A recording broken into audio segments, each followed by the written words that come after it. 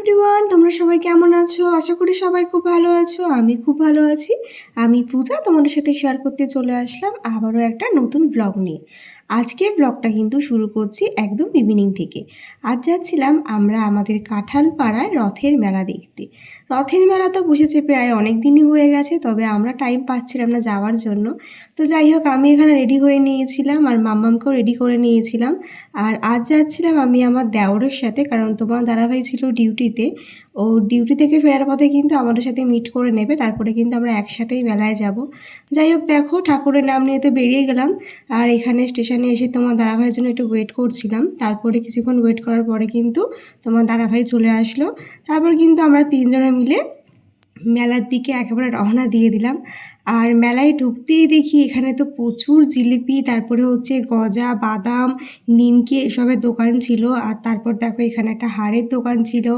আর মেলা মানেই যেগুলো সেগুলো হচ্ছে এই যে ফ্লাওয়ারের দোকান, বেশ ভালো লাগে এগুলো দেখতে।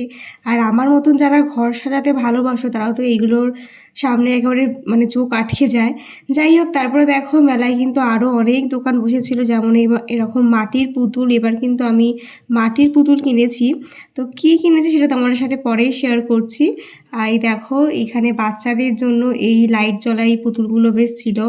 আর মেলার ভেতর দিকে আসতে দেখি প্রচণ্ড ভিড় ছিল, যেহেতু আজ মেলাটা প্রায় শেষের দিকে, মানে আর কদিন পরে উল্টো রথ, তখন কিন্তু মেলাটা শেষ হয়ে যাবে।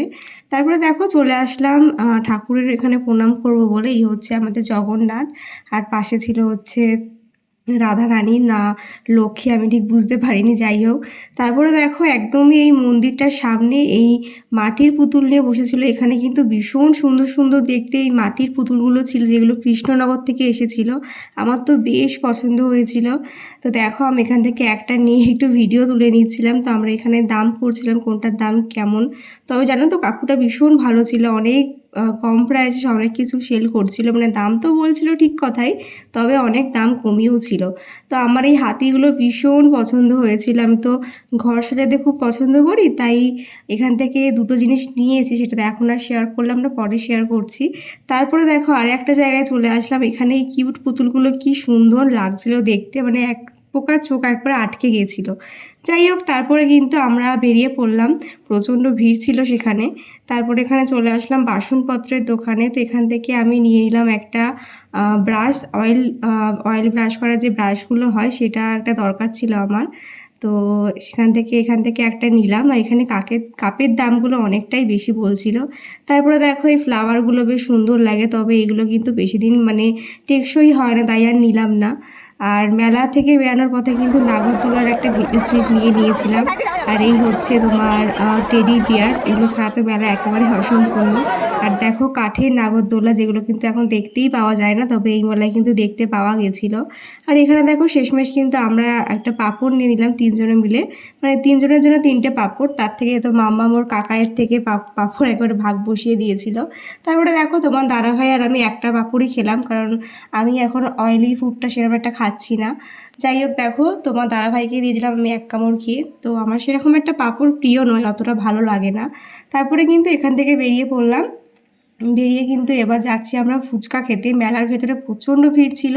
আর আমরা আজকে মেলায় এসেছিলাম প্রায় 8:30 9টার মতন, তখনও কিন্তু মেলায় খুব ভিড় ছিল।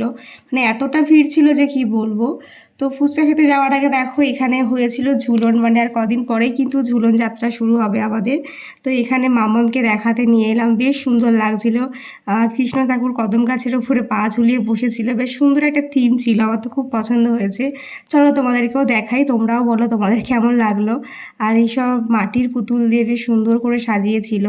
তারপরে দেখো এত রাত্রি হয়ে গেছে তাও যেন মেলায় ভিড় কমছে না, এতটাই ভিড় ছিল। তারপর দেখো এখান থেকে গোপু সোনার জন্য একটা আসন নিয়ে নিয়েছিলাম, কারণ সামনেই ছিল জন্মাষ্টমী। তারপর আমরা চলে আসলাম ফুচকা খেতে। তো এখানে কাকুটা একেবারে আরবিসি কলেজের সামনে ফুচকা খেলাম, কারণ ভেতরের ফুচকাওয়ালাগুলো প্রচুর দাম বলছিল আর ফুচকা কম দিচ্ছিল।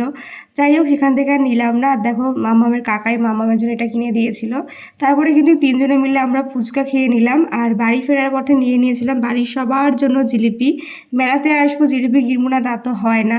তারপরে কিন্তু নিয়ে আমরা চলে যাচ্ছি বাড়ির দিকে। তো চলো আজকের ভিডিওটা আমি এখানে শেষ করলাম। তোমাদের কেমন লাগলো আজকে আমার মেলার ঘোরার ব্লগটা অবশ্যই জানিও।